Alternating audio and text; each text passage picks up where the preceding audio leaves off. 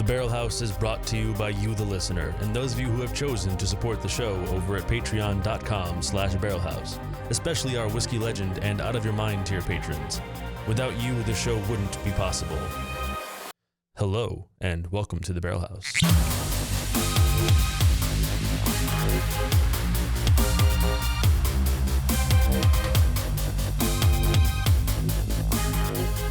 Hello, and welcome back to the Barrel House. Today, I am joined by special guest Jonesy from the Cantina Cast. I'm pumped to have him. You guys are going to love him. If you haven't already listened to the Cantina Cast, and if you did, you already do love him. If you have, now's your chance. He's a cool dude. Jonesy, how you doing? I'm doing well, man. I'm super excited to be here. This has been a long time in the making, and dude, I'm pumped to have you. I know it's thrilled it's finally happening. Yeah, we've been talking about it for a minute. It's been not the quickest, and that's mostly on me, but here we are. Happy to do it. I just can't get over your whole setup is just fantastic. What I need to get you to do, I need to go get you a nice Texas rifle to put in the background, like above where your head is, right up there. Yeah, put it next to the toy Tommy gun. The toy Tommy gun looks cool, but it's not, Yeah, get you a nice shotgun or something back there. Yeah, get some bullhorns or something too. We'll Texas that joint up. Oh yeah, I'm from Texas, so. Yeah, if you can't tell, yeah. If you can't tell yet, when we talk the entire show about Texas whiskey, you'll know all about it. So before we rip into it, just gonna let everybody know that the Barrel House is 100% listener funded, and only reason we can do all this stuff, have cool guests on, have all this whiskey to talk about, is because a few fine of you out there have chosen to support the show at patreon.com/barrelhouse, and it means an awful lot to me. So if you would like to be part of that group, you should do that. Worth every penny, folks. Yeah, that's Jonesy's over there. He's one of our fine supporters at the Barrel House, and it means a lot. And let's get into it. So let's do it. I would love to know, before we start talking about you brought a few whiskeys with you. Before we get into those, what have you kind of been through with whiskey so far in your life? I am your emotional ups and downs with whiskey. Oh wow, I haven't even poured one yet.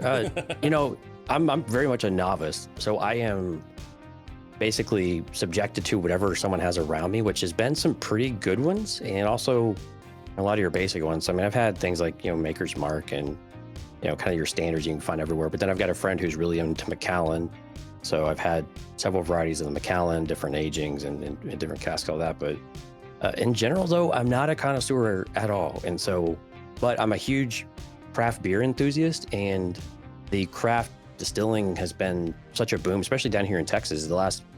I guess distilleries in Texas is about 15, maybe 20 years old, but really only getting started in the last 5 to 10, really getting. And I see them across the streets, like the breweries now do beer, they'll also do coffee, and now I see them doing spirits. And so it's just this natural evolution to branch out and try something new. Like the craft, we were talking about this a hair before we started. The craft distillery scene is really entering that rampant hockey stick part of the spike. Like that craft beer hit, I want to say craft beer really hit it maybe like 20 years ago when they started really, maybe a little bit less than that, when they started all getting bought up by your Anheuser-Busch's, and they're really starting to hit that real popularity swing, and it's cool to see, and it's interesting now, being I'm in the Northeast, and I can go buy Texas whiskey from a craft distillery here because things are just proliferating in a much more wide and available way. Whereas even when I started getting into whiskey myself here, if it wasn't like a national brand or a Connecticut, New England whiskey, I wasn't getting hands. There was just no chance. Well, what's interesting about it is that, and I'm sure it might be the same in the distilling and the spirits industry, but when a company gets bought up, like a beer company gets bought up by, or craft beer gets bought by one of the majors, like Anheuser-Busch or InBev or whoever, and the community tends to turn on them really quick. Like they sold out, they did this, but the reality is they just want to get their product everywhere. And a state like Texas is really hard to get spirits in and out of, and beer in and out of. And so that's the only way these guys are going to be able to do that and get them into other states, because of the distributor laws and just the state laws in general. So, as long as they're not messing with the product, I don't really care who owns you or what their their drivers are in the major corporation area. It's more like, can we get good beer from Texas, and can we get good beer into Texas? And now the same with spirits. Yeah, it's interesting because there was some of that with the distilleries early on when they first started getting bought up. There was a lot of that narrative of, oh, they're selling out. Right. The product is going to go away. It's going to get trash. It's going to turn into shit, all that. But interestingly enough, when COVID hit and a lot of those craft distilleries started going out of business because they weren't big enough to be able to sell and weather the storm, and they were getting bought up by bigger brands, and that allowed them to survive. The narrative changed, and I really haven't seen anywhere near as much of that narrative since then. I think, that's a good point, actually. It's an interesting, that like threw an interesting wrinkle, because I think without COVID, we would probably still very much so be in that world where every distillery that got bought up would be feeling the ire of the whiskey fan, the keyboard warriors, and we're not in there anymore. And I think that's very interesting. Well, and what's also a great argument against it, I love arguing with people about this because, A, it's a little bit fun to kneel at them, but if you're buying up a really quality product that's popular locally, why the hell would you mess with it if it's a good product and you want to change it? I mean, to make it cheaper, I guess maybe, but why would you take a product that sells and then change it to do that may not sell as well? I mean, it just doesn't make any sense to me. What good business sense does that make when you have something great that's working and you want to transplant that to another area? Why would you go and mess with it? So it's just the argument is just always silly to me. But anyway, it's a fun debate though, because I like hearing other people's perspectives on it to tell them they're wrong. Yeah, it's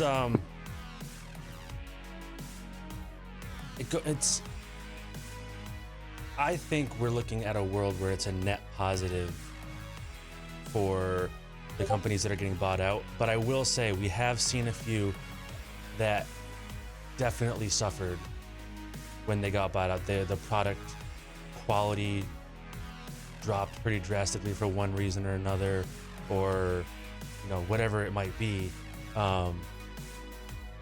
Marketing changed, or they cut certain products from their lineup entirely, stuff like that. And we don't necessarily want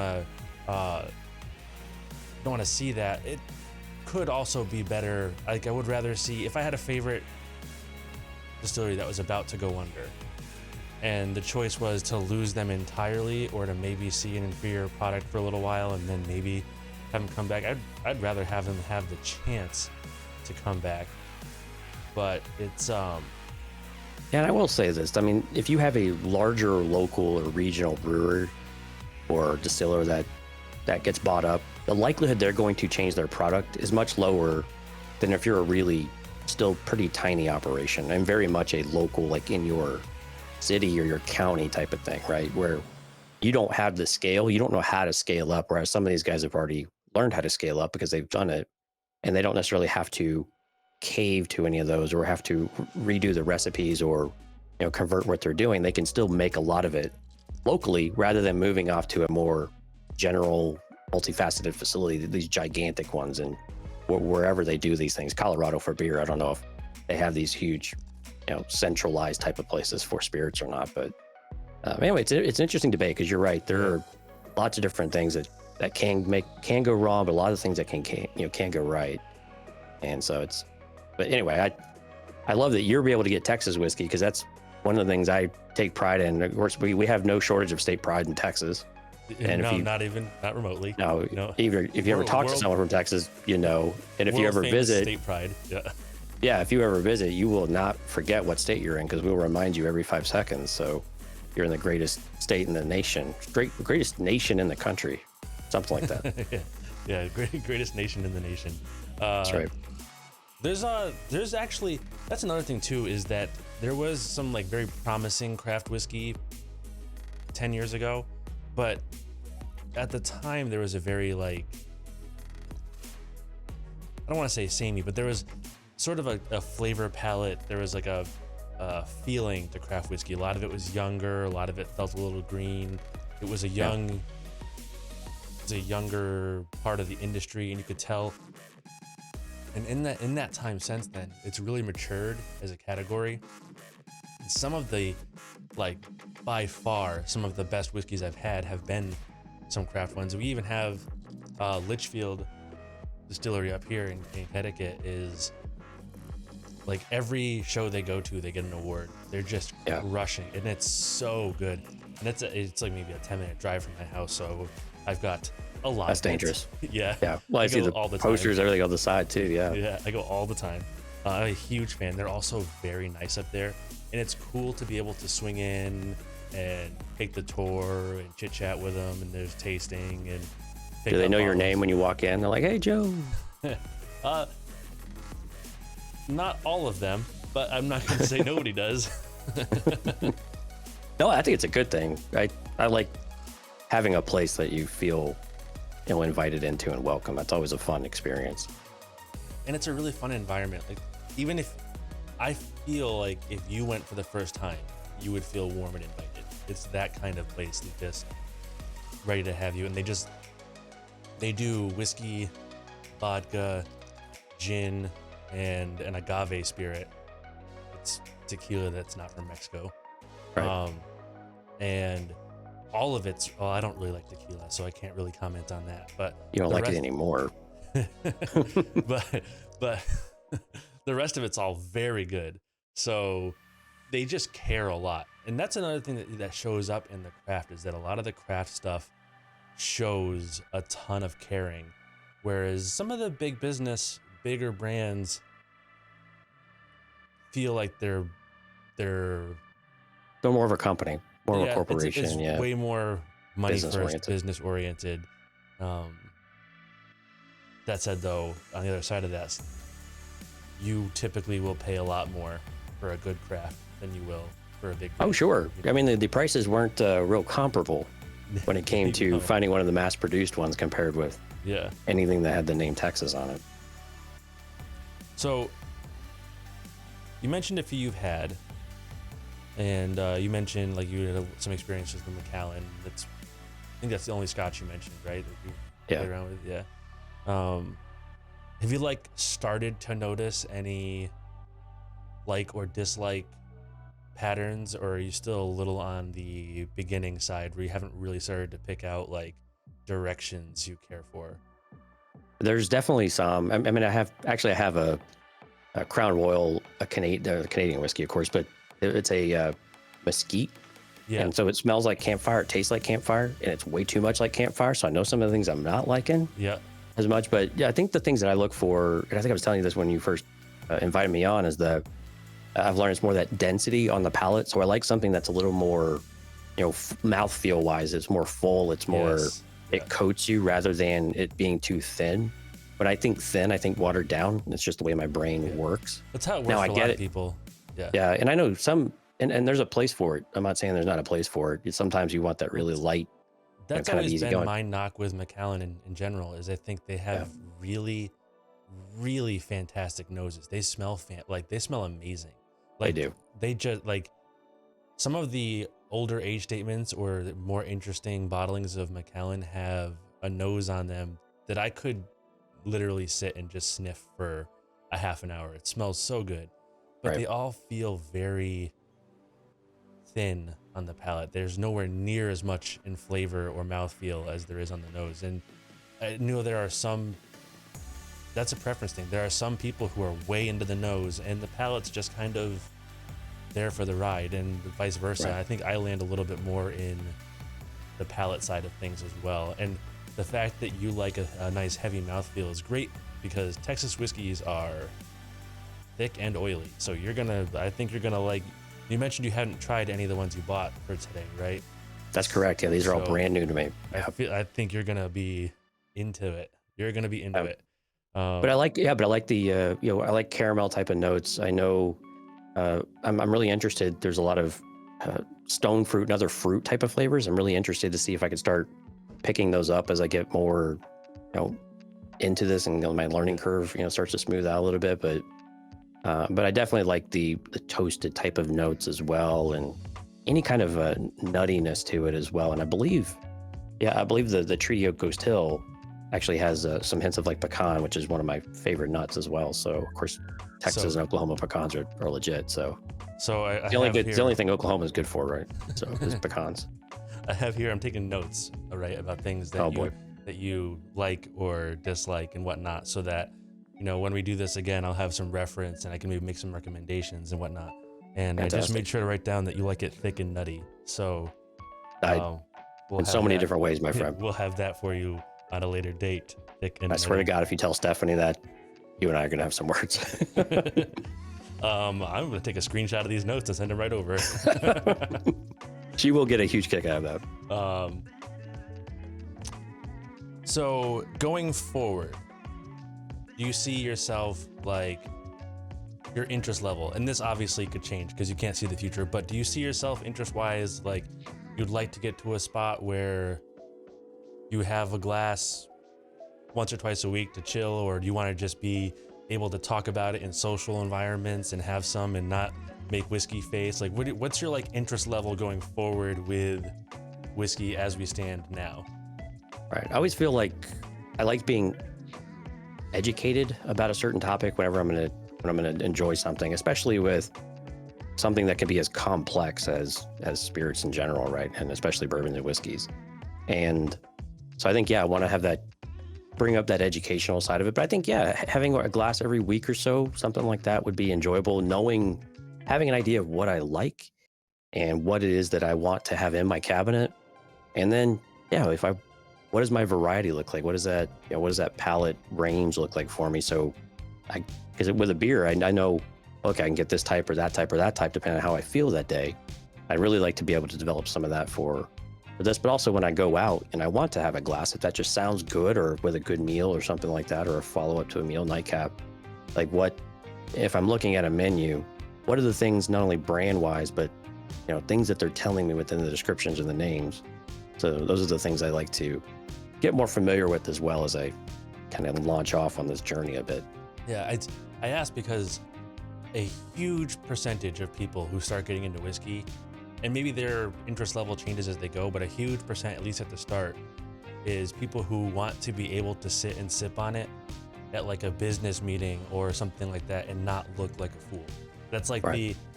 I think probably the major motivator for maybe half at least of I can people. see that. Um, I've already got past that stage, Yeah. so I'm not as worried about it. Yeah. it's an understandable stage. I mean, Oh, if sure. you're not used It's to intimidating, man. This stuff's Yeah. intimidating. If you're not used to it, you make that face. You don't look cool. Whiskey face is not a cool face, So Well, that's when you have to adjust. You have to whoo. You have to just to adjust to make it look like, man, that's something there. That's a good one. Yeah, you don't crinkle your nose and your eyebrows. You just you blow. You just blow. Yeah. Shake your head a little bit. All right, so I'm gonna let you guide this part a little bit. Pick Okay. Let's grab one that you want to try out, and we'll see where. Well, I thought we would do. I called this the Tour de I-35 in Texas. So I-35 runs straight through north-south Texas, right? And so I've got one from the Dallas area. I've got one from Waco, which is the area I grew up in, actually. And then I've got one from Dripping Springs, which is in the Austin suburbs as well. So I thought we'd just go maybe north to south and start with the Herman Marshall Texas bourbon whiskey. All right. I only have one of the bottles you have, so you're gonna tell me Right. what you think about these bottles, and I'm just gonna sit here and be the observer. Cool. So this one, a little bit about it. So I did a little bit of research on these. Not that there's a whole lot out there, but when this one first came out, it got a 93 at the I forgot what international festival it was. Probably San Francisco or international May have been over. Yeah, it was international something or other. But anyway, so I figure you can't really go wrong with at least a one-time award-winning batch. So, but it's 92 proof. Although I think this one might be higher proof than what they usually say. But anyway, so I'm excited. I'm literally opening the package up here, or cutting the thing off. Coming in hot. First impressions. I am. I love that sound. The other exciting thing is Tuan, one of our EGM friends, got me these nice glasses.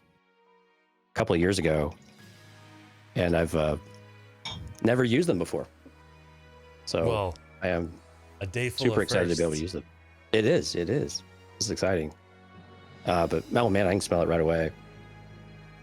That real nice caramel smell, and kind of that like a not campfire, but that kind of woodsy type of smell as well. Yeah, like charred oak from the barrel. Yeah, a little bit of spice. So it smells really nice. This is just one of those that it feels like a lot of people are probably like, well, they all smell the same, but this one's a pretty, typical kind of aroma to it.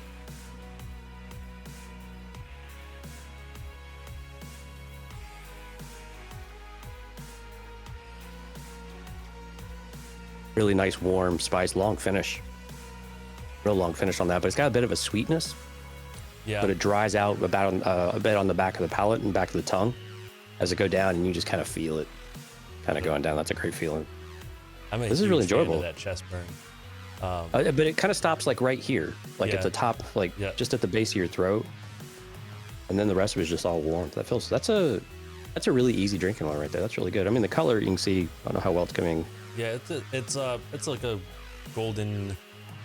Yeah, it's like a honey. Golden. Yeah, it's like a honey type of caramel type of color. It's actually fairly light for a Texas whiskey. Texas whiskey. I've seen Texas whiskeys like the color of used motor oil. Like this is Balcone, right? Yeah, the Balcones we both have. That's super dark. The Brimstone is like almost opaque. Oh, it looks like engine oil. Yeah. Yeah. I love Brimstone, but like you asked me about it. I think where you are, it's probably a lot for you.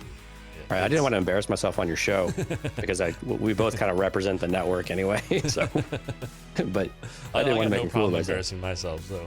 Well, I have a lot of practice at it. That's for sure.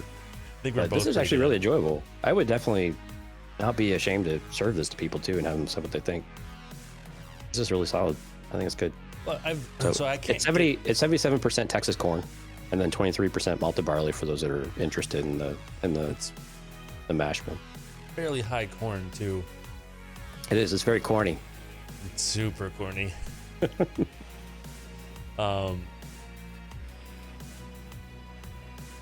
It's an interesting company. I'm just looking here. I got some notes here. I jotted down, full of typos, which threw me for a second because I'm the best at my job. And I was just taking a look at the Dallas Distilleries kind of lineage here. It's interesting how fast some of these get bought up after they came about, where in other ones like Balcones is one of the like OGs for Texas whiskey, right? And I mean, it's such a weird thing. And OGs, it's funny because they like OGs they didn't they weren't official until 09. Yeah. That's tough for people to wrap their heads around, because a lot of people, if you asked them to name like 3 or 4 states that attach whiskey to, they would probably name Kentucky and Texas in those. And Kentucky Texas, for really? sure. Yeah, Tennessee is one. I hear Texas all the time with people, but I think that's because they think of Texas as like cowboy mecca in their head. Yeah, sure. And that just cowboys and bourbon, right? I think it's just one of those things. And really, but Texas, they play it up. I mean, it's a perfect match made in heaven, though. If you think about it. Same with like Denver or the Colorado, areas too. Wyoming, you would just figure all those cowboys out there probably just have a stack of bottles somewhere. It's funny because like it's either the number 2 or the number 1. I think it's the number 2 biggest whiskey producing state in the country is Indiana, and no one ever thinks of that. But that's almost entirely because of how much corn they make. I mean, it probably helps, but there's maybe like Iowa and MGP is a chemical company in Indiana, and they make, like, if you ever look at the back of a bottle and it just says like distilled in Indiana, but it does not say distilled by whoever is on the bottle, right? Like I have some right here, right? Like this one, right? Rossville Union on the back. It'll say distilled in Indiana. I think that's one. Let's see who else I have in arm's reach. This one right here, this is a good example. This is the best way to see it. Bottled by, right? It says bottled by, but not distilled by. And then it says distilled in Indiana. You are looking at a MGP whiskey. They make almost all of the sourced whiskey. They make a ton of it, an absolute ton of it. There's a few bottles I can't reach off camera that I know are MGP. They make great whiskey though. What's the appeal of that? So if it's all distilled, how unique can that be from, brand to brand, bottle to bottle? I mean, I don't know much about this because, yeah. So it depends a lot on how much the bottler, so to speak, puts into it. So we'll use, we were talking about Texas whiskey, right? And how fast it matures, right? The climate there and that has pros and cons. We could talk about that too. But if you take a straight off the still whiskey from MGP and send half of that barrel to Connecticut and half of it to Texas, they're going to have very different aging experiences, right? And they're going to turn into very different whiskeys. So you can get that. You can also age, some people might age it for 2 years, others might age it for 10. There's all kinds of ways. Some might finish it. This is an MGP here.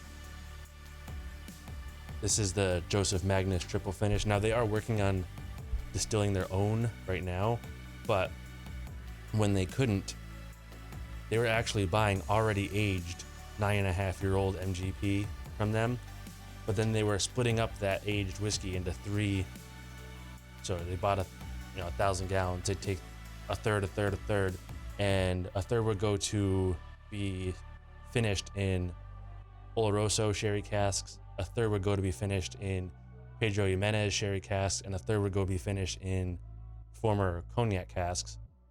They'd let them mature a little bit longer in those casks, then remarried them all together, and then bottled that. So you can do stuff to it, but there are companies that just straight up buy MGP, put a fancy label on it, and charge $100 a bottle and do nothing in the middle. And those bottles are the ones that give sourcing a bad name, where in reality, sourcing is vital to craft distilling. Okay. You think about, you're starting a distillery, and it takes 5+ years to have a viable product. How do you survive that? Right, yeah. You gotta have that base kind of pre-built for you. You start distilling and aging, and you buy aged whiskey that you like, blend it, do whatever you need to make it your own, and bottle it, and start getting some product out there so that you can survive until your actual product comes along. There's nothing wrong with sourcing.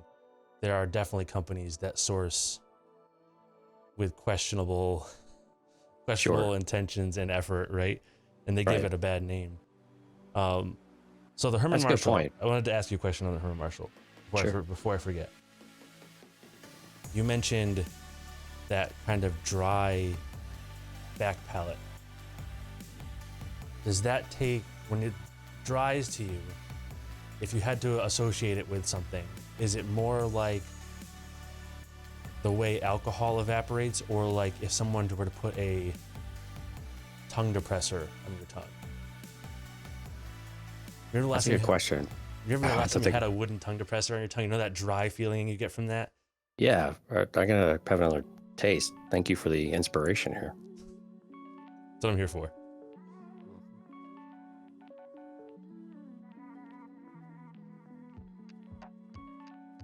No, definitely not a tongue depressor. All right, so what you're probably looking at is a little bit young on the alcohol. It was more like that tongue depressor feel. That's usually like a oak tannins, and that can be a little bit too old, or not enough char in the barrel, or whatever it happens to be. So you're probably not looking at tannin. You're looking more at alcohol. And do you like or dislike that? think it's a net positive or negative, or are you indifferent on that for the? I think I'm indifferent for right now, maybe because I don't know any better, or I don't know any different. But it's not distracting from it at all, and it's not discouraging from enjoying it, though. Yeah, if you didn't like it, you would know you didn't like it. So Yeah. Yeah, we'll call it. All right. And I could see why this one would be popular for using in other, like in mixers or even on the rocks. This would go well on the rocks, actually, which a lot of light whiskeys seem to, right, and bourbons. So, but yeah, this one would go well on the rocks as well. Awesome. All right, so I think I got a couple of notes down here for that for you, so that's good.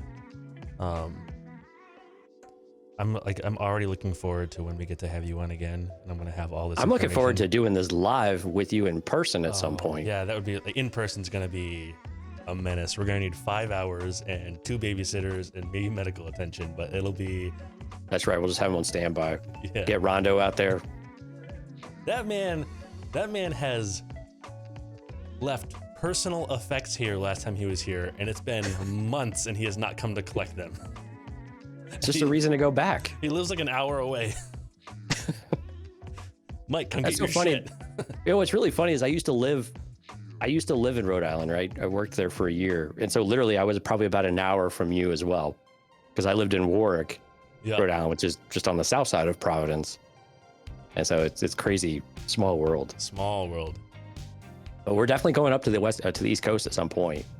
You guys are on the to-do list, if you know what I mean. I know exactly what you mean, and there's no list I would rather be on. That's right. Okay, I should finish this one. I brought extra glasses as well too, just to make sure they didn't get mixed in too much. I am prepared, my friend. You are prepared. I'm impressed. I'm proud of you. Like I had a checklist. Anybody that knows me, that's probably not surprising, but yeah, because my memory is shit. I am not a checklist person. I'm a shoot from the hips person. Yeah, I'm a forgetful person, so. So am I, but I like the shoot from the hips aspect. It gives me lots of chance to think on my toes. I forgot half of my shit. What do I do now? All right, my friend. How about we dig into some balcones? Let's do it. Which one are you gonna try first? Let's do the Texas single malt whiskey. Excellent. I can pour some of that and have that with you. That would be enjoyable, my friend.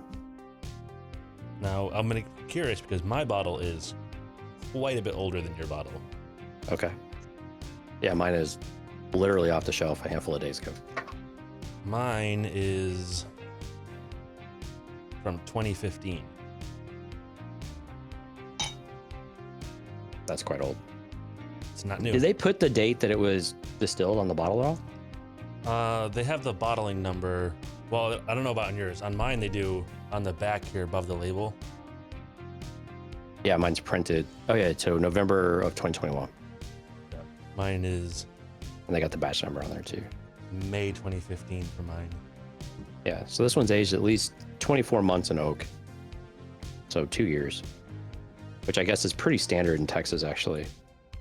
It is. And so we were talking about this, and it's a pro and a con for Texas. It makes it difficult. There are some things, it's the same problem that companies are having now trying to do rapid aging with whiskey, where they're trying all kinds of like sonic waves and floating wood chips and all kinds of stuff to get color and depth quicker. But the problem is you can get the oak characteristics and whatnot faster, but when it comes to age, no one has really sped that up, and not even Texas whiskey. So there are notes in whiskey that mature out that maybe aren't the best notes. Like if you have a little bit of a deep cut into the distilling run, you can get some like wet cardboard or wet dog notes, and that's typical in whiskey when it's right out of the distill. You want to try to cut it before you get too much of that, but that does give it complexity, and that ages out in the barrel. It'll over time, but it takes time.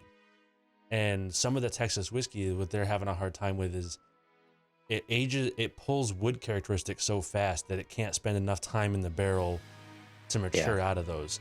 So it's a real complex, difficult balancing act. Balcones, I think, has been doing a really great job finding those sweet spots, choosing their cuts really well.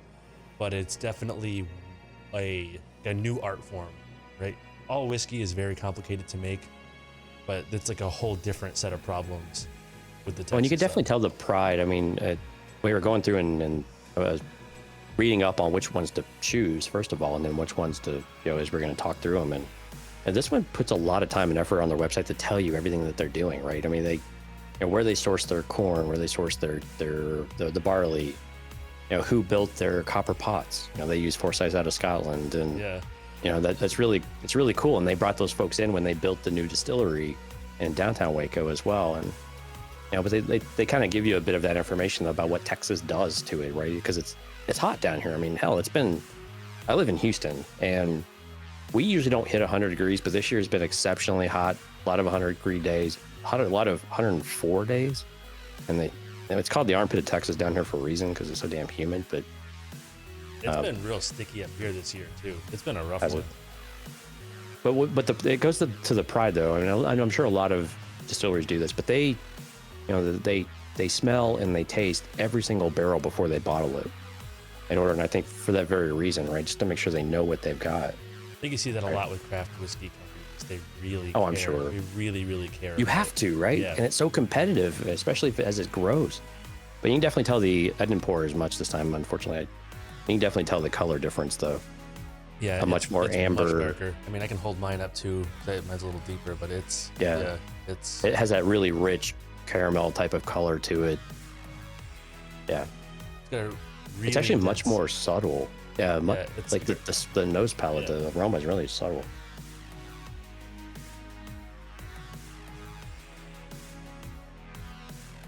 Oh my God, is that smooth? It's very smooth. Yeah. Holy shit, that's good. And it's 53% too. It's no slouch. No, I mean you definitely get the alcohol burn. But man, on the front of your tongue when you first take that, there's no sting at all. It's just I mean you get a bit on the back end, but it's actually a relatively kind of maybe a medium. I'm not sure what constitutes a long finish for whiskey and bourbon. It's got a pretty long finish for I think they called it like a medium long or something like that. It's interesting though. Do you pick up like a hint of like mint or something? It's like a hint of mint on the back on the finish. There's definitely herbal notes in this for sure.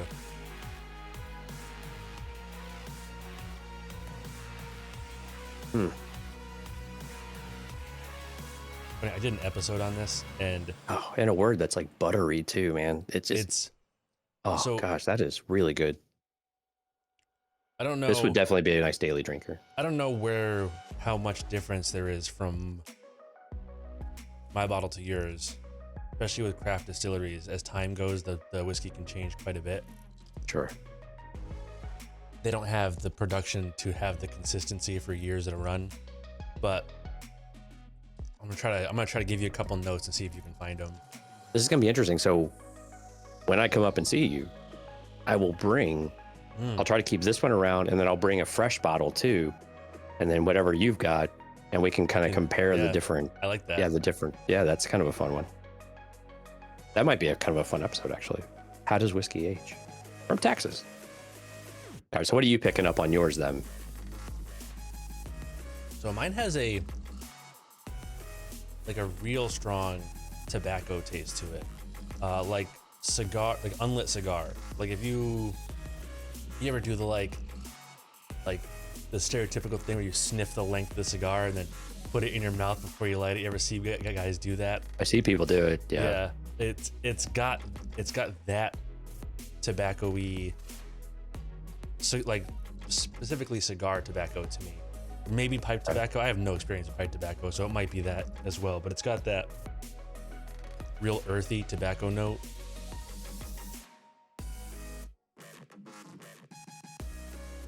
I could definitely feel it lingering in the throat, though, more so than the Herman Marshall did, though. It's real oily. It's got a real heavy, slick coating oil kind of feel to it. That's what makes it so smooth, though, too. It is. It doesn't have as much of that kind of that alcohol burn that you get some of the other ones. Especially, like, what was the alcohol in this other one? All right, so the Herman Marshall was little over 49%. But you would not know it. Like, you would know this one was a higher percentage of alcohol. So, a couple other quick ones. I get maybe like walnuts and, well, definitely malt. Yeah, of course. It's very malty. It's a single malt. It's got that real cereally grain maltness to it. I get some walnuts. I get some like baking cocoa on it. I'll read the official stuff for you once we kind of see what you pull out of all of it.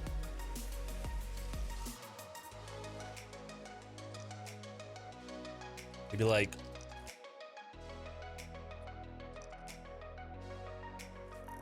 now I feel like there's pressure on me. I'm getting like some dark cherry.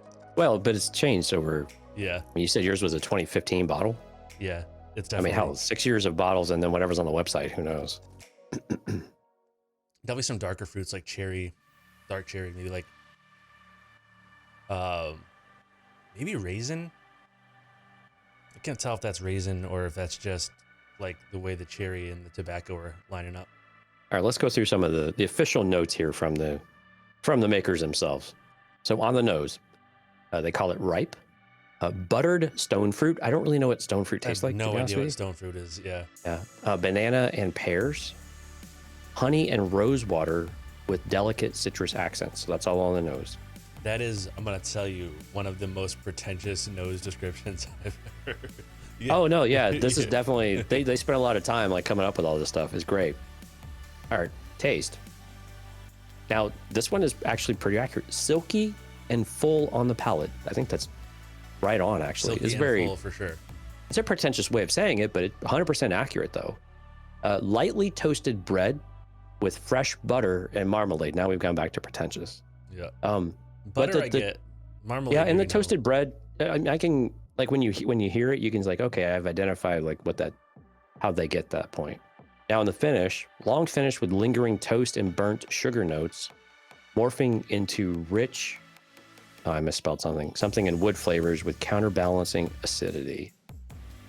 That's all a lot of fluff in there, but yeah, I definitely get a bit of the burnt sugar though. What's interesting on that is I don't think their description of the palate did the whiskey any justice. There's like no flavors. Oh. There's like almost no flavors in that description, right? It's a very like cursory, like this is what it feels like, and we're done. Right. I don't think any of that's inaccurate though. That's No, the other I thing think too, is that like it's a lot of subjectivity and there's so whatever much you can actually subjective- determine yeah. from it. Well, Yeah. and also like the way you taste things, the like length and shape of your nasal passages, and like what you've eaten that day, and what trauma you've inflicted on your tongue in your lifetime, and all those things, right? Those all have effects on how you actually taste things. I haven't visited you yet to inflict all that trauma on my tongue yet. Well, we can work on that. We'll get there. All right. I'm glad I asked you like how appropriate this show is going to be. Yeah. Like this show, we'll say at best, on its best day, is moderately appropriate, and on its average day isn't close. Oh yeah. No, I love your live streams. They're fantastic. The live streams were. We haven't done one in a while, man. It's been a while, yeah. I've been working a lot of Saturdays, and it's real hard to stay up on Friday night and do a live stream when you're working on a Saturday. So That's when we do it on Saturday night. it's true. I could sneak a few in here and there.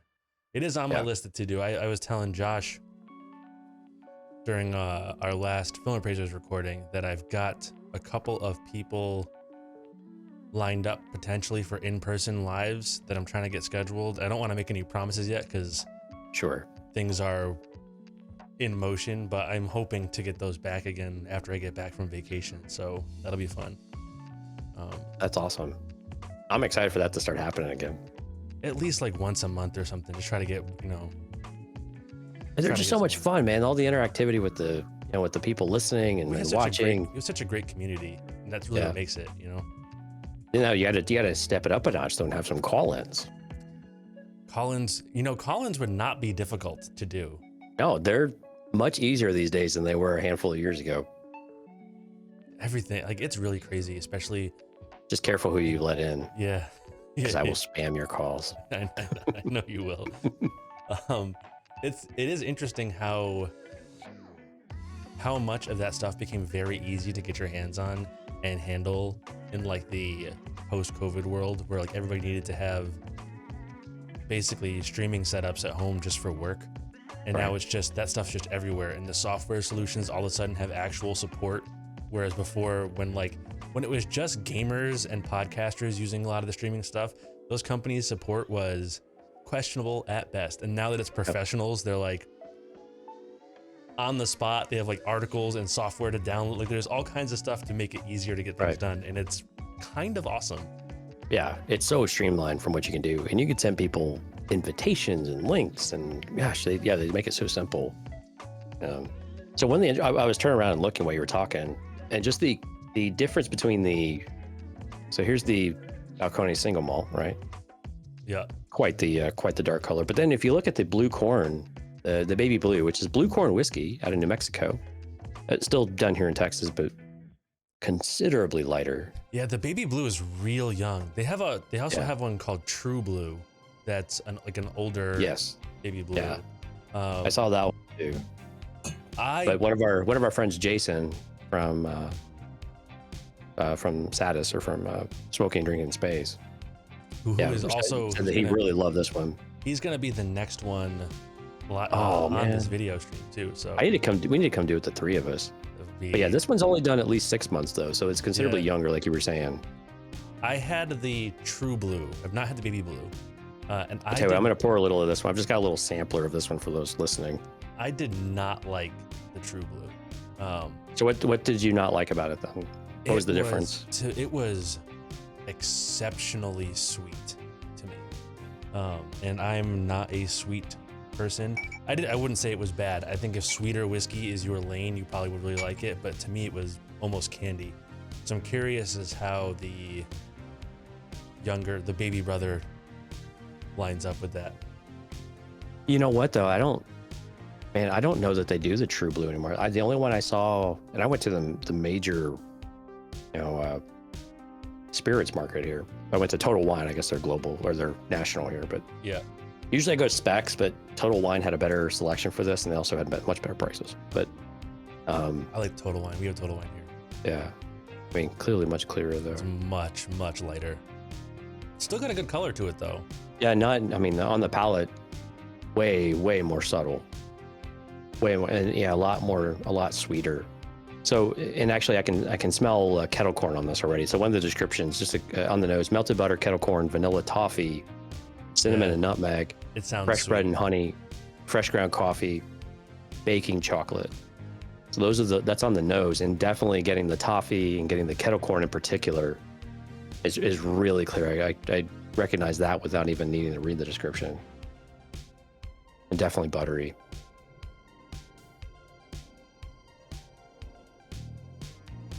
That is so mild, man. That is so mild. Wow,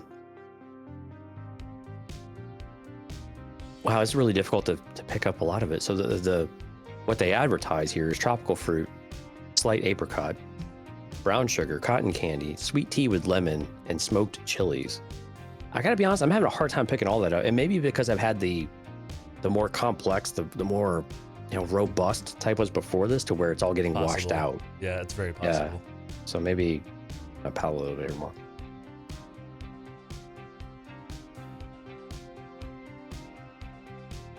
You should definitely always go lighter to heavier.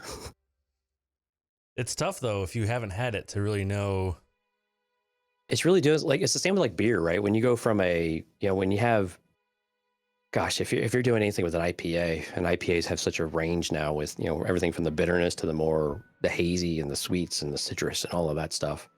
I mean, it just makes a huge difference to where you can't just sit down. It's like, I'm going to taste a bunch of IPAs because, they are so different from one another that you will wash out your palate in a heartbeat, and your brain can't keep up. Yeah. Your palate can, but your brain can't. This isn't bad though. I mean, I could see why this would be an easy drinker. And again, good on the rocks. Actually, probably really good on the rocks. I'd probably prefer it with on the rocks.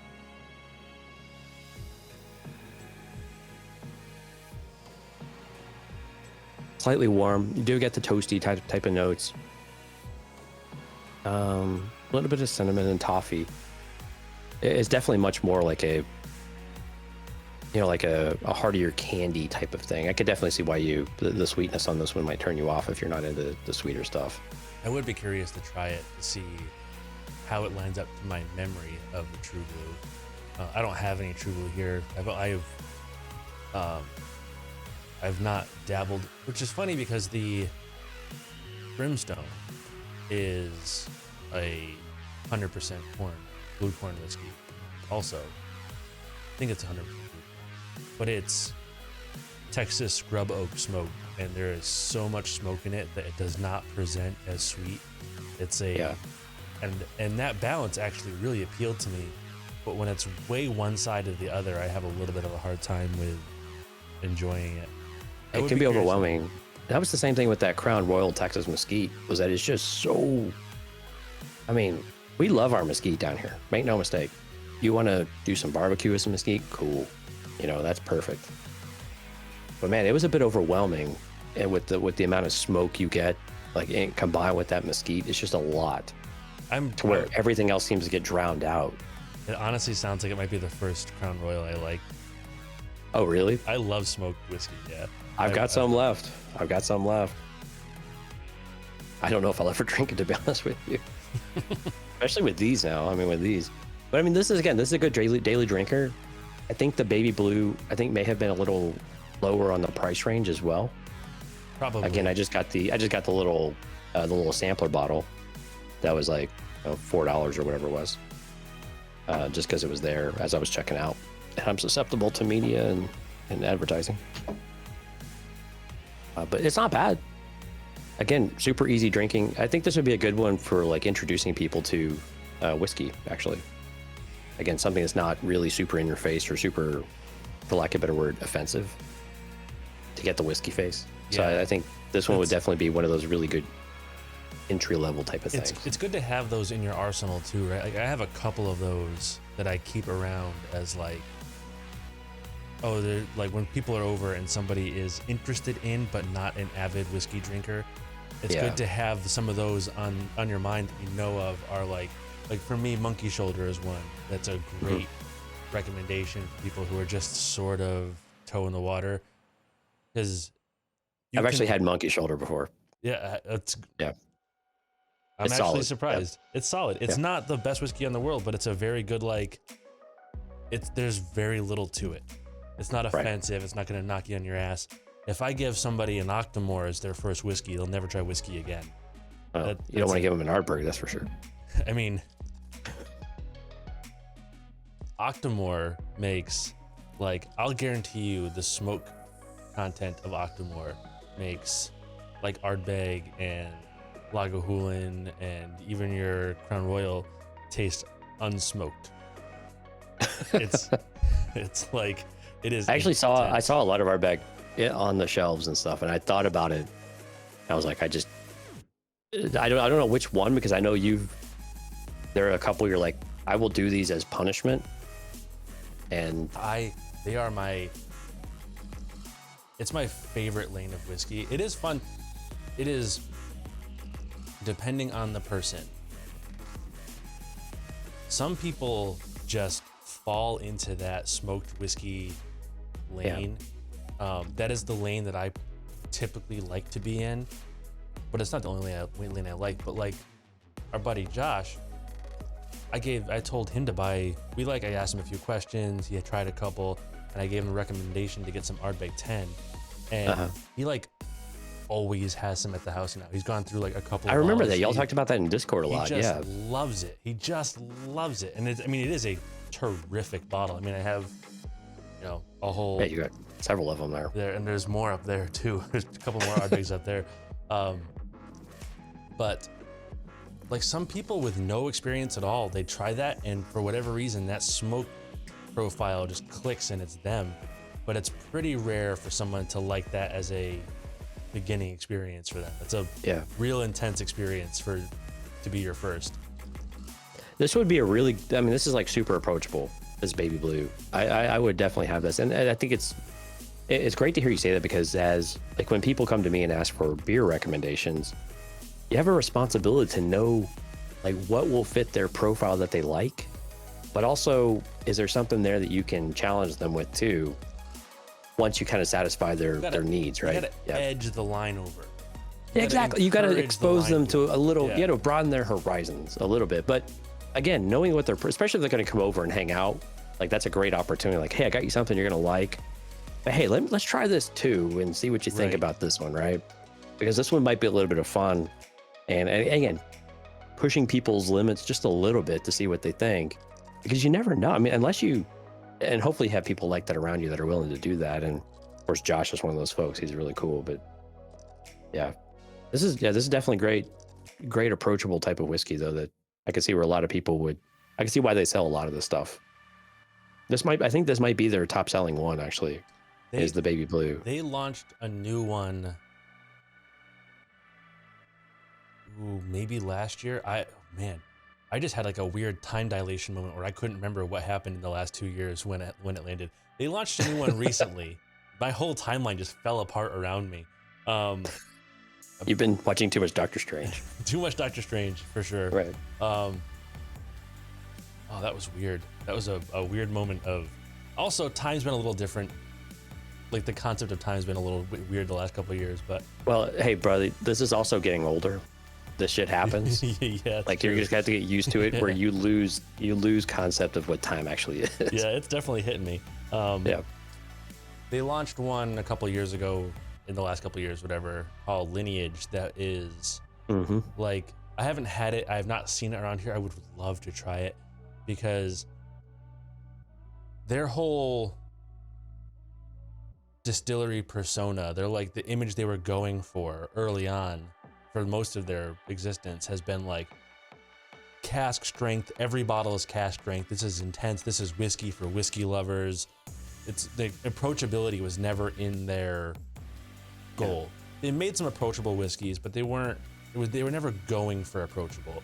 And they went Lineage, straight to being competitive with the big boys, right? yeah, kind of thing. they wanted To be legit. like, raw, uncut. This is Texas whiskey. Booyah, right? Fucking right. That's Texas, brothers. And Lineage is their first one where I saw an interview with the master distiller, and he was like, you know, we wanted to introduce ourselves to more people, and we realized that not only we weren't just being like, you know, hoorah, we were kind of being we were excluding people from Arrogant. being part of our family, and we want to let everybody in. And they went for an approachable whiskey, and I've heard really great things. But And that's the Lineage one? the Lineage, yeah. But the For thing is, balcones, yeah. I don't like to recommend a whiskey to somebody that I haven't had.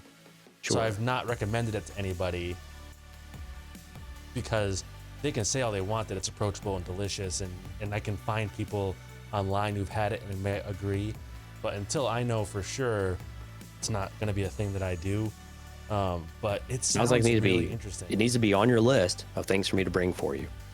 Well, I'll put it on that list. Don't you worry. Damn right.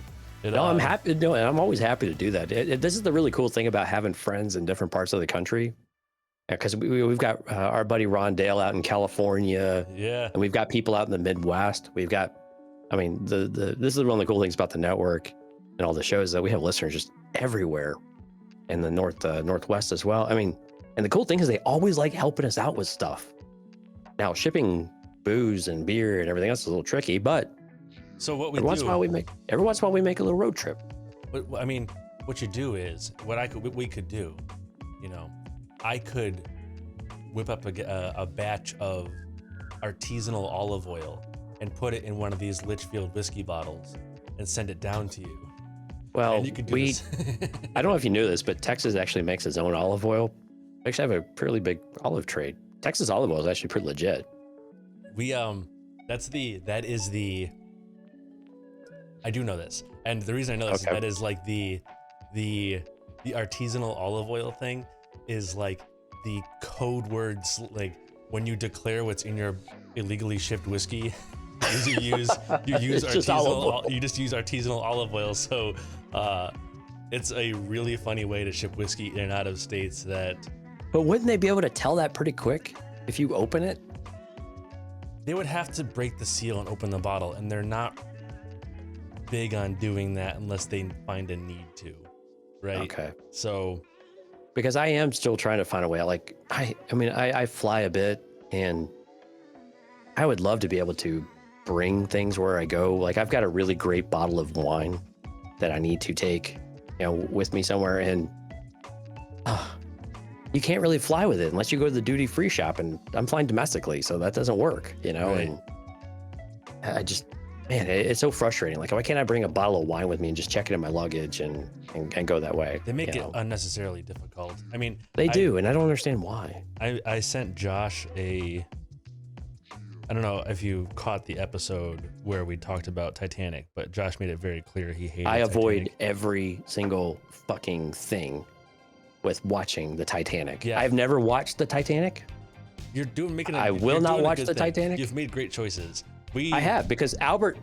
So for those that don't know, like Joe was so kind to say, I co-host the Cantina Cast, which is a Star Wars deep dive podcast. You know what he's making us watch next week for Film Appraisers? No, he hasn't told me, but I want you to let me finish this, and then you're going to tell me, because he won't tell me what he's doing, what he's forcing you guys to do. But he is giddy with it because he's been on your ass for years about it, apparently. But Albert's my co-host on the Cantina Cast, and oh shit, what we were talking about? Titanic? Nate, you distracted. Yeah, that is the movie he has seen the most out of every movie That's ever. very disappointing to hear. It is, especially for someone who is so into 80s pop culture and so into Star Wars. It's such and a bad movie. But so what is he making you guys watch? So before we leave Titanic, we did that Oh, yeah. and we talked about how bad that movie was for the whole time. And then I remember editing the website for it. I was like, Yeah. I am not listening to this. And I bought a Titanic the board game on Amazon. I didn't know it existed. On purpose? Yes, yeah. Oh, I thought you lost a bet. And I emptied it out, sort of. I took had the board and whatnot, and then the cards, and then at the bottom they had the spot where all the pieces went. I took all the pieces out. All the bodies? Okay. The body. I mean, basically, yes. And I put some foam in there and cut it out and sent it to Josh, but I put 5 samples of olive oil in that where the pieces actually went. And so he got this package with the Titanic the board game, and I was like, I messaged him, I was like, you're getting a package today. When you see what it is, don't throw it out. Open it and go through it, please. Because I was afraid. Because you've given him some artisanal olive oil. I'd given him some olive oil. I didn't want him to throw it away, but I thought it was. I was like, I got nervous that he would see that there was Titanic the board game, which also I read the rules on while I was going through it. 0% chance that game is any fun to play. There's no way. All right, hold on. You gotta tell me, what's Albert doing? I need the scoop here. Oh man, I don't know. I don't want to know if I want to blow his surprise. Oh man, I'm so not looking forward to this. He's making us watch Manos Hands of Fate.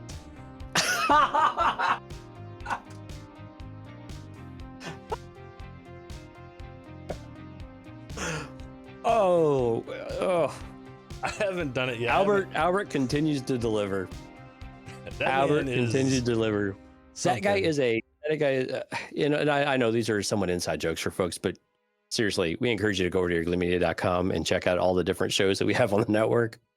Because if you listen to The Basement, which is what Albert hosted and produced for a long time, you will understand him a lot better. But maybe he's a difficult one to understand. That man, he's a complex creature. I love him. He's the best. He is the best. You can't ask for a better friend either, though. He's a really good guy. Okay, here we go.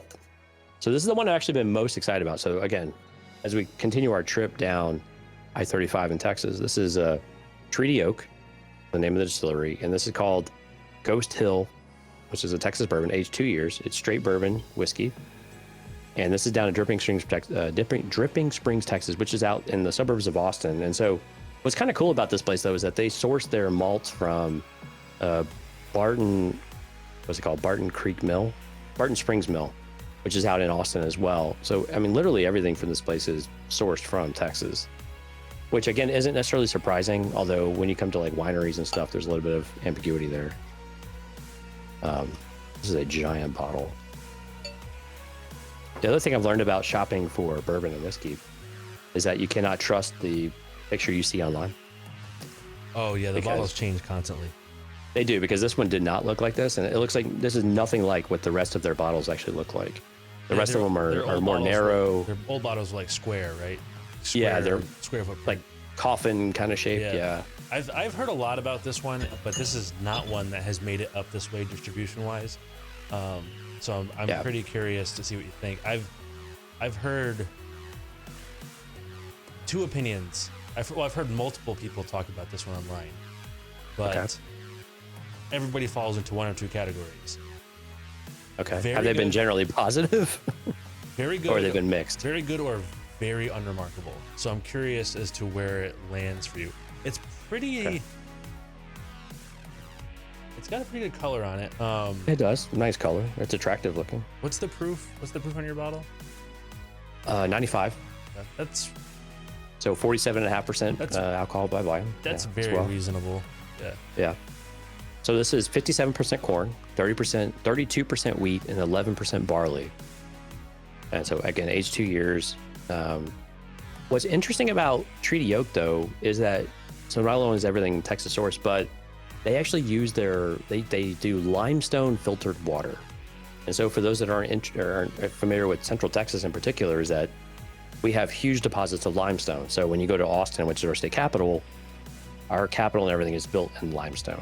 And so you can filter things just like you can with, anything else you do filtering with water.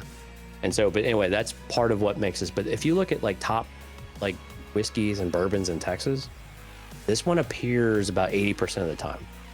And it's a bit newer though. So I don't know if that's a thing or not. You can actually see the tannins kind of on the sides. Kind of nice. Yeah. But,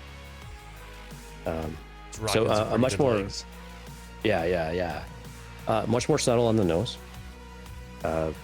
Officially, it's caramel, hints of banana, and ripe cherry. This one was very basic as far as how they described it. You definitely get the... where people who criticize it come in is that it does not do anything super unique, but... Yeah. And definitely the descriptions are not inspiring. I mean, ripe cherry, you definitely get the cherry, which I like. I love a nice black cherry in particular, especially in a nice stout. Cherries are a real popular note in domestic whiskeys too for us, especially like Kentucky bourbons. A lot of the Southwest stuff has got a lot of cherry forward in it. Yeah. Very subtle. Again, this is very approachable. You do definitely get this kind of sweet corn. You get the subtle caramel taste. It's very oaky.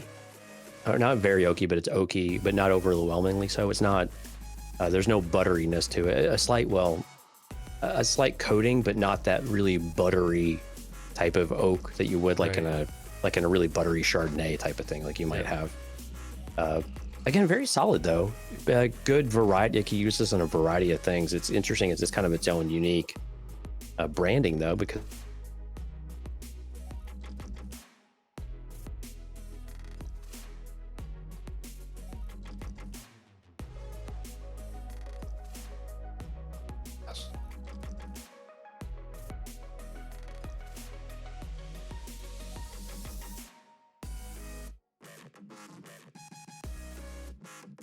just only the slightest hint of a burn on the back. You do get a little bit more of the burn on the tip of your tongue though, which is different from the rest of them I've had. But yeah, definitely very short finish. I'm super curious. They do a cask strength version of this, and I bet you that is really good. It might. It's I actually pulled it up here when I was looking this up.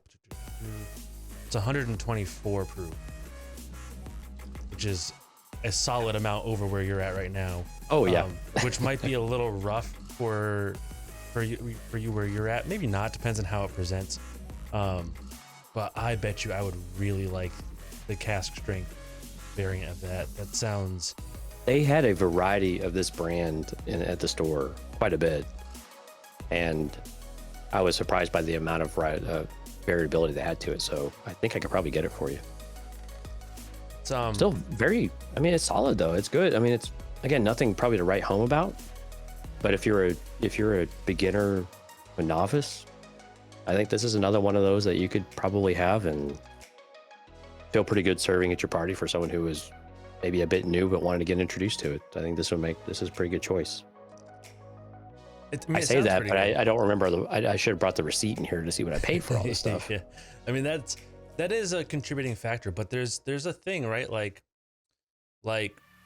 with Litchfield, because we were talking about that earlier. That's very good whiskey. But it is craft, and it is craft priced, but it's also a local company, and they support local farms when they buy their grain, and when they deplete the mash, they donate the mash back to local farms to feed the livestock. And to me, paying $15-ish, $20 a bottle extra for that over some national brand is worth it. Like the stuff around it, the local ties, they make it worth it. And there's also with whiskey, there's, I've exaggerated it and joked a little bit. I've said, half of whiskey is the experience and half of it's the actual whiskey. That might be a bit high, but the story matters.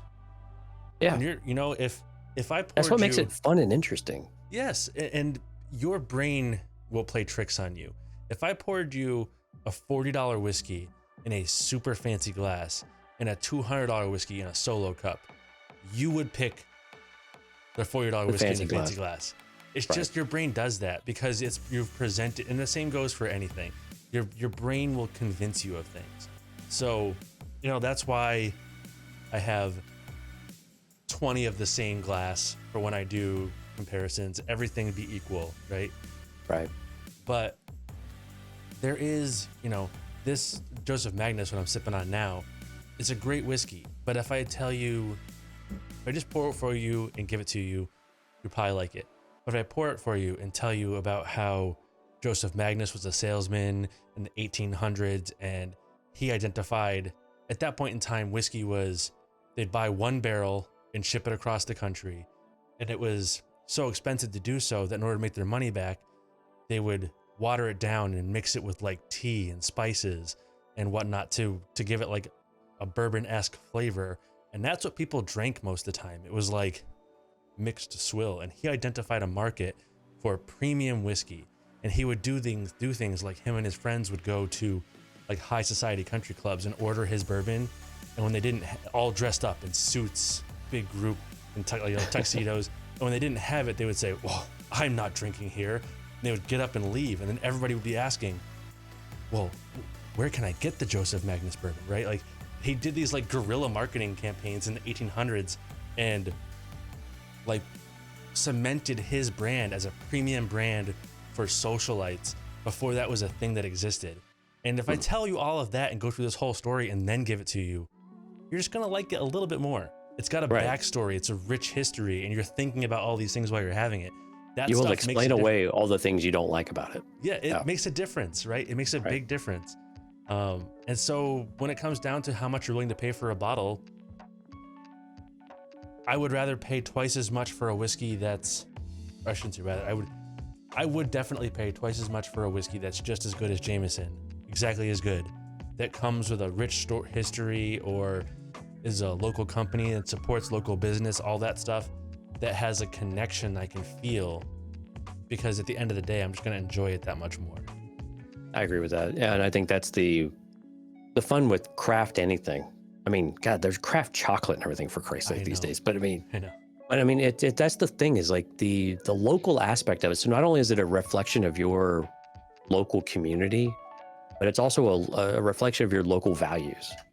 And I think when you have these companies that want to give back, they also support your communities that mean the most to you in a variety of different ways, right? And if there's a story that goes behind with it, that's all the more interesting. And the thing I find fascinating about whiskey and bourbon and those types of things is that for down here, like you said at the beginning of the show, is very much for Texas, it feels like a part of our history.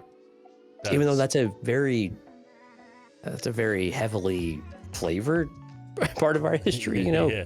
A little over exaggerated part of it, but it's definitely a part of the old West, right? And so, but when you have newer entries into all of that, it's really interesting to see where they come from.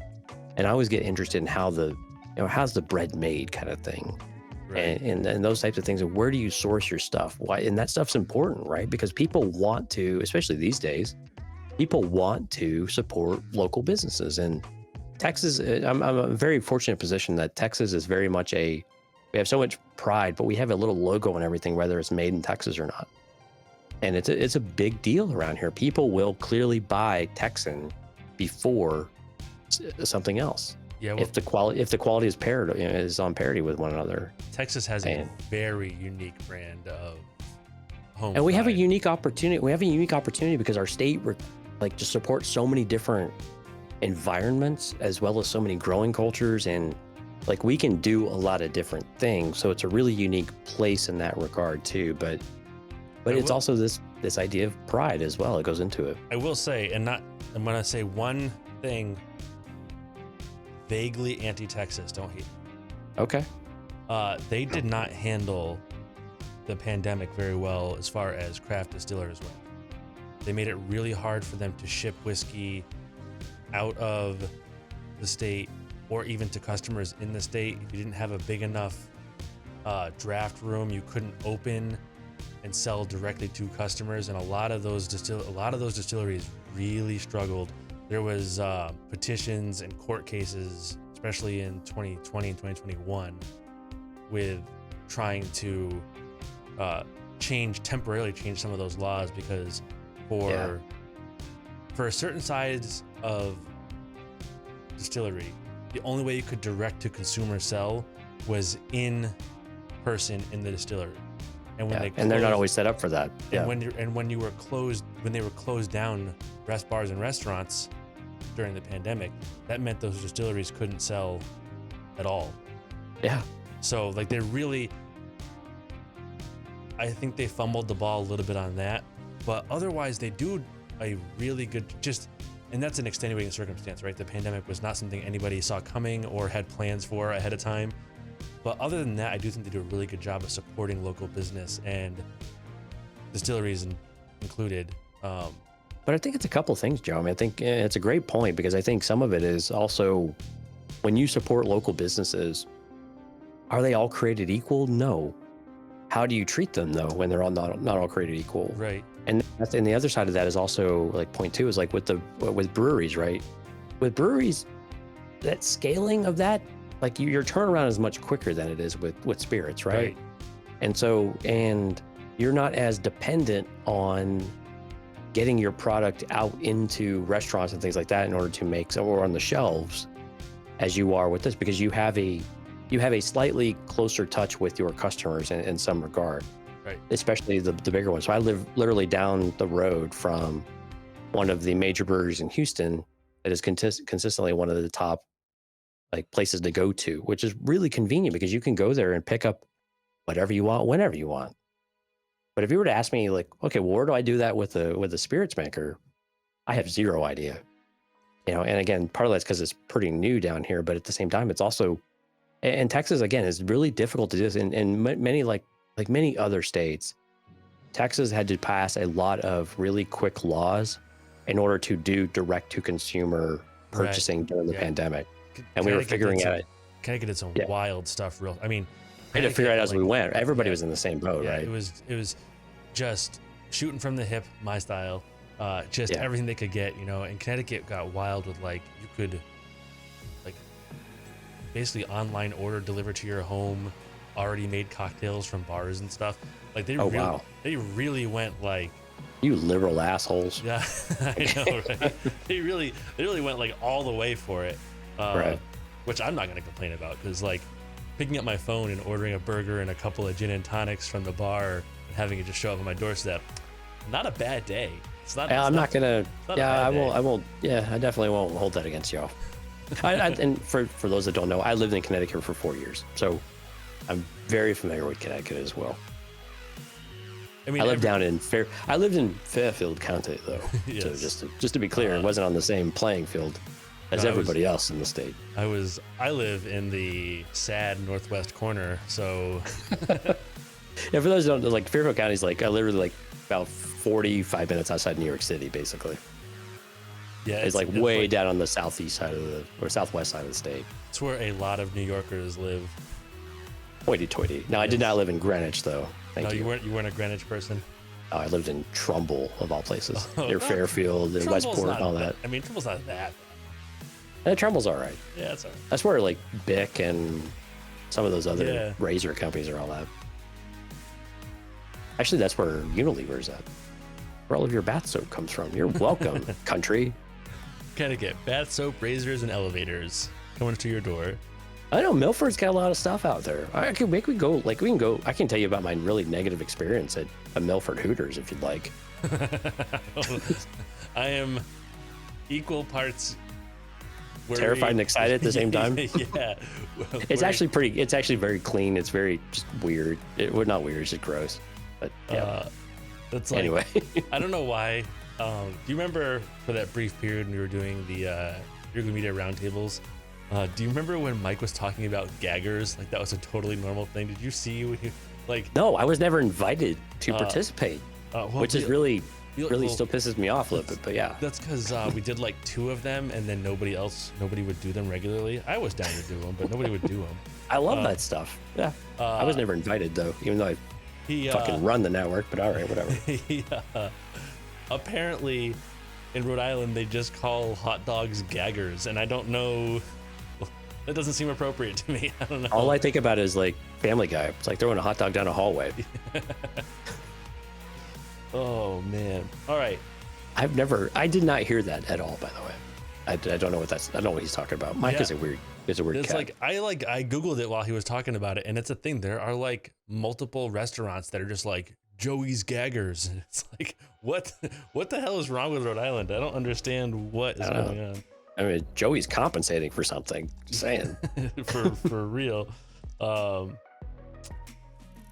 So I don't know. Do you usually do like pricing or anything like what these normally cost people, like what's accessible and what's approachable on pricing or anything like that? Yeah, when I do a like legitimate review for a whiskey, I usually go through what I paid for it and what I would pay for it. Okay. Something on that. But that's not like a for these like more casual conversation style episodes. It's not that like a necessary inclusion. Well, I'm gonna do it anyway. How about that? Because I'm always curious. So I think it's always interesting because it's to like, okay, well, what do you like, and then how much does it cost to do what you like compared to what you could get if you were just go pick up a regular old Tennessee whiskey or something like that. Right. So this Herman Marshall, which was actually pretty solid, I liked it quite a bit. $35 is about normal, between $35 and $50 or $35 and $40. 35 is usually where I start. 35 to 40 is where I usually price like a daily style. That's so that's where that one's at.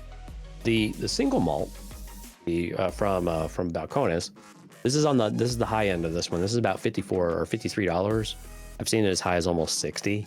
I think I paid 60. I think I paid 60 here for it. Yeah, I can get it for 53 down here at the best place. That one to me seems like worth every penny though. Every penny. That was really good. Interesting enough, the Brimstone is a whole $10 cheaper though, which is surprising to me considering how for you it seems to be the preference, right? Yeah, I think that's probably a lot because it is corn instead of malted barley, and it's probably cheaper younger. To produce. Yeah, cheaper to produce, younger. Okay. All right, now the Treaty Oak, the Ghost Hill Texas bourbon, which was probably the most approachable out of all of them.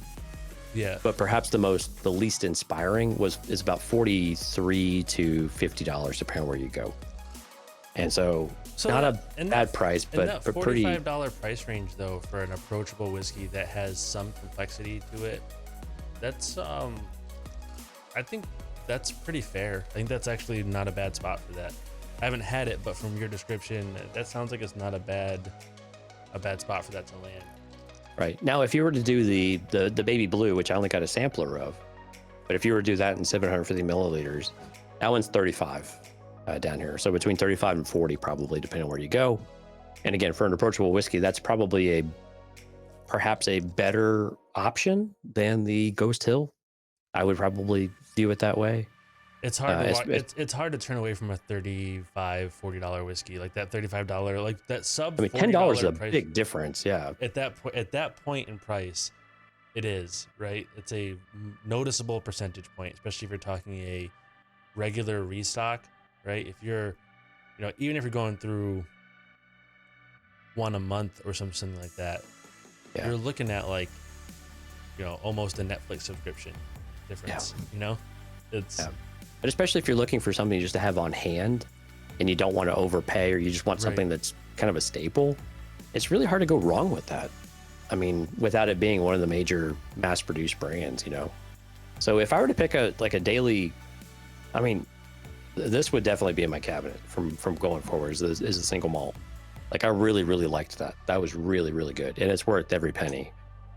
But if I were to pick a daily, it would either be the Herman Marshall or the Baby Blue, probably. And that was pretty solid. They were both pretty solid. Yeah, that makes sense, especially with the price points being where they're at and with what you liked about them. I mean, they sound not only reasonably complex for their price point, but they sounded like they would be very versatile. And versatility is nice for a daily. Like, one of my favorite dailies is Wild Turkey 101. And that's because it's real simple. It's a little bit sweet. It's easy to drink, but it's high enough proof and light enough that you can mix with it. You can have it on the rocks. You can have it straight. You can do shots with it. It's like, it works for anything. And it's, about $28 for a 750. That's like one that's just always here. And a pro tip for those of you who have friends who say they're whiskey fans but don't drink any whiskey, if you buy a handle of Wild Turkey 101 or something similar and you pour it into a decanter, then they think they're drinking fancy whiskey and they can't tell. They won't know the difference. And you can save yourself a ton of money by not pouring people who don't know what they're having $200 a bottle of whiskey. That's what you tell me. Like, I'm not going to tell you anything about this. I just want you to just try it. And you tell me what you think. I just want to know. I've got this. You grab a crystal really cool glass and a decanter, you pour it for them, and let them have the greatest night of their lives, and it costs you $4 a whiskey. It's a great way to get through those people. Exactly. But I think that's a great point, though. I mean, being able to give people that variety of what appeals to them, especially for hosting a party or something, or a small get-together. I think I wouldn't buy any of these for a party. Let me be clear. That's a little pricey for it. But I mean, if you were having a small get-together or people that wanted to try different things, I mean, having something that appeals to both the mixer as well as the on the rocks, which is, I gotta be honest, typically I drink on the rocks because I just like that bit of cold temperature to it. A lot of people like that. Yeah. But again, with a heavier one like this single malt, I wouldn't do that at all. I just think it would probably just water it down too much. You would lose some of it in it. But these lighter ones, I think they were just fine. But I mean, it's important to have variety, I think, and versatility to what you offer the newbies. Here I am talking like I know shit. I don't know fuck. But no, you're not wrong though. I mean, like, it's true. It is good to have a variety. I mean, I am speaking from a place where I am sitting in a bar with like close to 200 bottles. So clearly I believe in variety. I'm so jealous of you. Clearly I believe in variety, but it is nice to have variety. And it can also be a seasonal thing. Like, it is way easier to drink a 120 proof whiskey in December than it is in August, right? It's just the reality of the situation. So it's good to have some variety. Point. It's good to know who you're pouring for. Same thing goes with beer, right? Like, I went to, like I mentioned it earlier on the Discord, I went to a brewery last night and I had like a pretty wide spectrum of beers, but like, I know that maybe I'm not a biggest beer person. I do like beer a lot, but I'm not like a regular beer connoisseur. I'm not going to breweries all the time, but I know I can handle some pretty intense beers. I like my beers to be on the more challenging side a lot. right? But the person I was with, less so. So I definitely was like, I started with a triple IPA just because I could, right? It's like 11%. Didn't bother me. Yeah, they tend to be a bit high. Yeah, didn't bother me. I thought it was very good. But you don't give that to somebody who doesn't like IPAs. Right. You need to know who you're pouring for. You give them a hazy. Yeah. Yeah. Which is something I do also like a lot. You have been posting a lot more hazy IPA pictures lately. Yeah, I like them. I like the double, the hazy doubles and hazy triples. We don't have any hazy triples down here. We have a couple up here. But I mean, I am in New England, and they are typically New England IPAs, so... That's such a bullshit thing, though. But yeah. I know. But the local brewery here has a really nice hazy triple that I get kind of a lot. It's called like Triple Crown. Is it called Triple Crown? That works. We have a brewery down here, and actually in my area, it's a very, very local one in Missouri City, that everything is baseball related. Like everything they do has a baseball name to it. It's kind of cool. Their artwork is really cool too. It looks like an old playing card from the 20s. It's great. That's another thing too. Artwork on bottles, whether it's beer or... Oh, I am susceptible to that shit. Make no lie. Yeah, it gets me for sure. There are definitely whiskeys here that I bought entirely because the label is awesome, and I might know in my heart of hearts that it's not the best whiskey, but I still really like it because the bottle is cool. Right, and it's cool to have on your shelf just to look at, as long as you don't have to taste it. You're fine. Right. Good stuff. Plenty of it to look at, so. Yeah. All hey, right, artwork is important. Artwork makes a big, everything. Presentation, the bottle shape. Absolutely. This is not super expensive. This is Hibiki. This is not super expensive, and it's really mild. But that's classy AF on the bottle. Tell me how fancy that bottle is, right? Like, I know, right? Look at that Bridge bottle. look. Yeah, the Asian-inspired writing. Yeah. Like, this it just bottle, reflects light. This is like a $65 bottle. Every time I take it out, somebody feels like they're getting treated special. It just looks like you're getting treated special, you know? You have to act like they're being treated special, too. Yes, they do. You charge them double. Every time. Double or triple, depends on the day. So I asked you at the beginning of this if you had experienced enough to kind of have an idea direction-wise of what you liked and didn't like. Now, I don't expect your whiskey experience level to have changed drastically after 4 bottles, sips-wise. Right. But did you identify anything that you were in favor of or against that you might take into consideration going forward in these? I haven't found anything I'm against yet. And again, I'm pretty open-minded when it comes to that stuff, just from experience in other areas. But I think definitely it affirmed a few things for me, though. It affirmed that really robust mouthfeel. I really like that, whether it's engine oil or something else. But thick and just nutty. that coating, right? That smoothness and that buttery kind of feeling. What's really odd, like we talk about wine, I do not like buttery Chardonnays at all. Like, I cannot stand them. So I don't like things super buttery, but where you get that flavor of it without the heaviness of it, I think that's a very different component.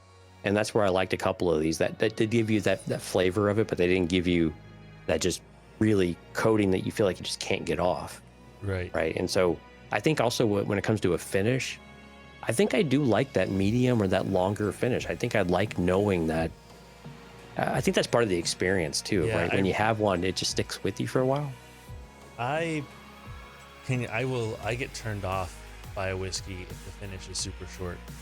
If it just falls off a cliff, it feels cheap for some reason. Yeah, it does. I don't know why. It gives you an impression that it's a cheap whiskey, and I know it's not always the case. And I have some here I do really like that have shorter finishes, but I really prefer finishes that linger for a while, just hang around and make you live with the choices you've made.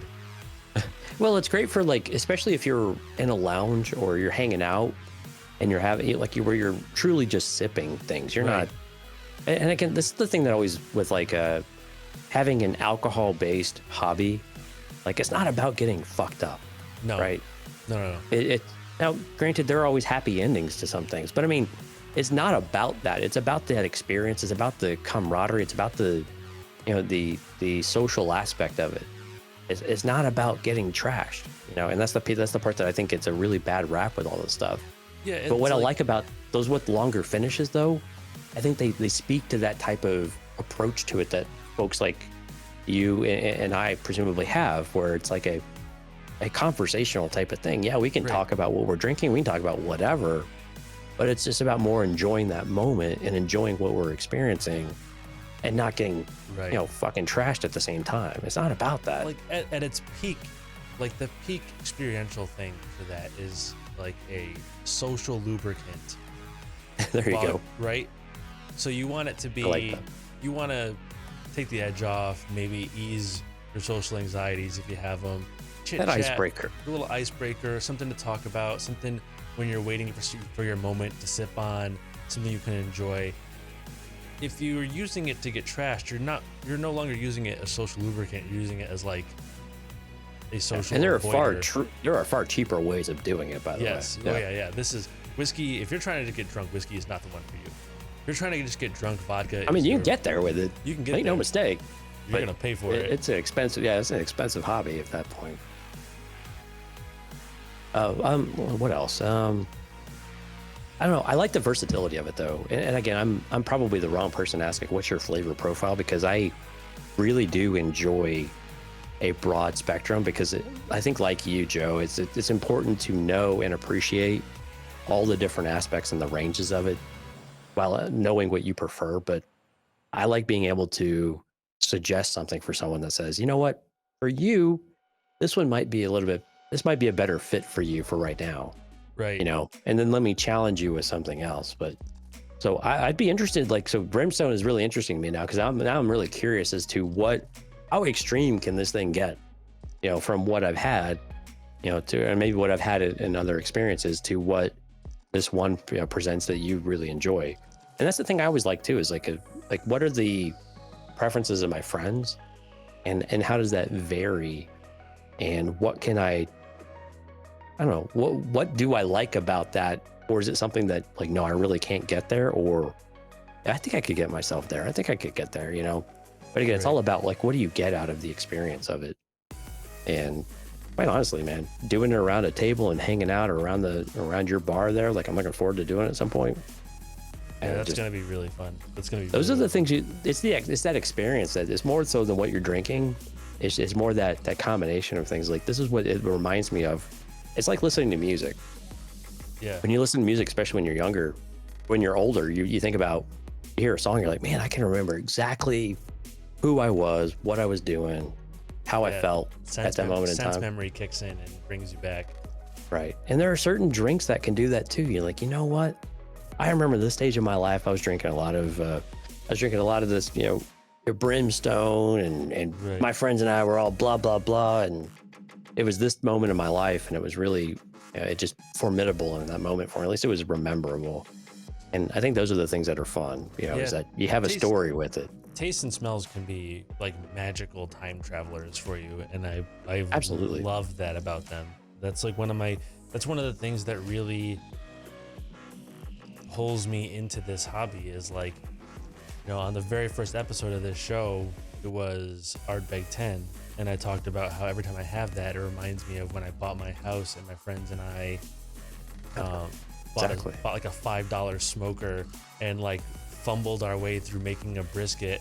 And I remember that episode. It's just like, every time I have that for years now, every time I have it, I am, like, transported back to, like, cleaning off this, like, tag sale smoker and doing everything wrong and having a really great time doing it. And that stuff can be super precious I think it can be an appropriate word, though. Yeah, it can be really special and precious, and, like, you can take a bad day and sit down. You're gonna make me cry. Caution. You can take a bad day and sit down with a pour that is you don't have to get drunk, just a light pour that brings you back and to a better place. And all right, so along those lines, just so I don't cry, So what pour would you have with a nice, like, man, if you're at a cookout, nice smoked ribs, maybe some brisket, what's your pour that you have with something like that? I tend to go I tend to go like complimentary in like a opposite way. So Sure, like yeah. if I'm having if I'm smoking a cigar or having a big brisket or some smoked ribs, something like that, I tend to go with a lighter, sweeter whiskey so that they're not washing each other out. You know, it's Yeah. not Overwhelmed with all of the boldness. same thing, all bold all Yeah. the time, or vice versa. If I'm having a burger and fries or something, I'll probably go a little heavier on the whiskey because that's not going to be the same profile, just more of, you know, like I honestly, if the food is the important part of the day, smoked brisket, ribs, something like that, I'm probably just pouring myself some like Eagle Rare or some Buffalo Trace, or maybe depending on where we're talking, maybe a light Space Side Scotch, something sweeter, something easier. I'm probably having it on the rocks so that it waters down a little bit and slows me down while I'm drinking it. It's cold. It can be a little refreshing and also be a whiskey, you know, and then when I'm going for a burger or fries or maybe like a hot dog or something like that, I'm probably pouring myself like 3 fingers of Ardbeg. I'm getting amused here that you're drinking a nice bourbon or a whiskey or a scotch with a hot dog. Why not? I mean, no. Hey, I'll have no it judgment. whatever I can get. Yeah. No, you know, and I asked that because, you know, I didn't appreciate like traditional West Coast IPAs until I had it with really spicy wings. And it's one of those things that, it's one of those things that like that complimentary type of thing is really important. And see, like I won't do whiskey with spicy food because no, it doesn't make sense. it doesn't work. It doesn't work. Yeah. It doesn't work at all. It's too much. Yeah. But I mean, again, that you know, that bitterness with the IPA, along with that little bit of sweetness that comes from the hops, really balances out a wing, you know. But I mean, those are the things though, that like what complements, and I know a lot of this stuff is typically maybe not with food, but you know, when you do, I think it's important. Like food and drink are so intertwined with one another. They're so just overlapped that I think it's important to understand like what does go well with one another. And this is an area I'm not as familiar with. So that makes sense though, the way that you approach it. Some people do like to double down. Some people do like to do like a cigar with a smoky whiskey or a smoky scotch, something like that, you know. But when it just washes out one and the other. If you're gonna have a nice so cigar, much of the same thing to me. I prefer. Yeah. How do you tell one versus the other in that place? I like to counter program my exactly. My Yeah. I mean, great. You don't want to, you know, have them be at war with one another, but at the same time, they should complement one another. That's what makes the experience. It's like a nice bottle of wine too, right? Right. Like there are things that complement one another. That's how it's supposed to work. And I like having the opportunity to put a little thought into what I'm having, make some deliberate choices with what I'm doing, and try to get them to line up as best as possible.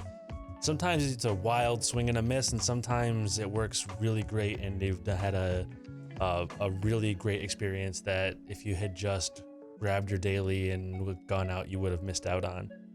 Yeah. I like that. That's a great that's a great approach. This is why I like you, Joe. You're all right. Because I occasionally have a good approach. Yeah. I think I'll keep you around. I appreciate it. All right. So sounds like you had 4 winners today. Varying degrees, but 4 winners. Very different winners. I think of different. And again, I like that approach. I like understanding how each one fits their, you know, each one has their role, their place. None of them were bad though. And this was a great kind of first formal experience. So thank you for that. I'm looking forward to having you back on and kind of going through what you've had in the intervening time, and then maybe making a couple of recommendations based on some of the stuff you said today. I'm going to think about it some, but I got a couple ideas brewing already I think you might like.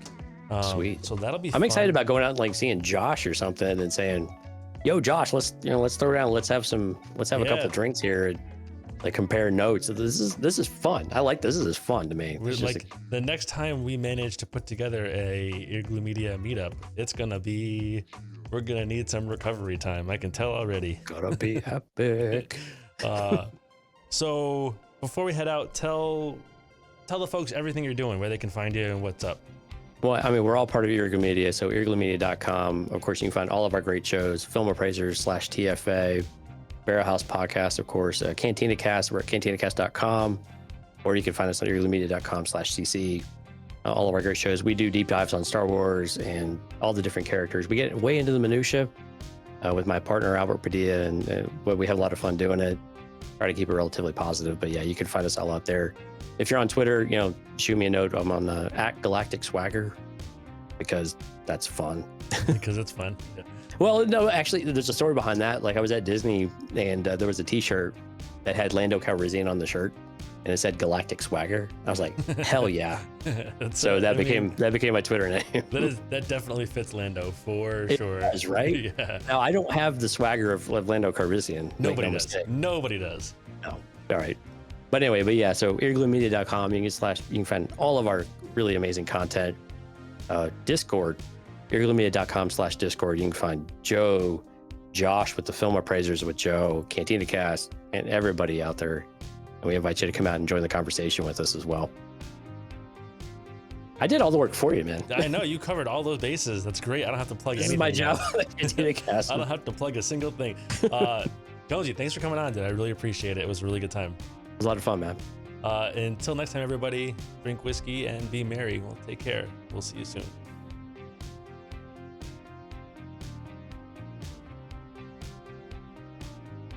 The Barrel House is written, produced, and hosted by Joe Kane, and it's a proud member of the Earglue Media Network. Views and opinions expressed on this show belong only to the mouth they came out of. And as always, please remember to drink responsibly. Slanjava.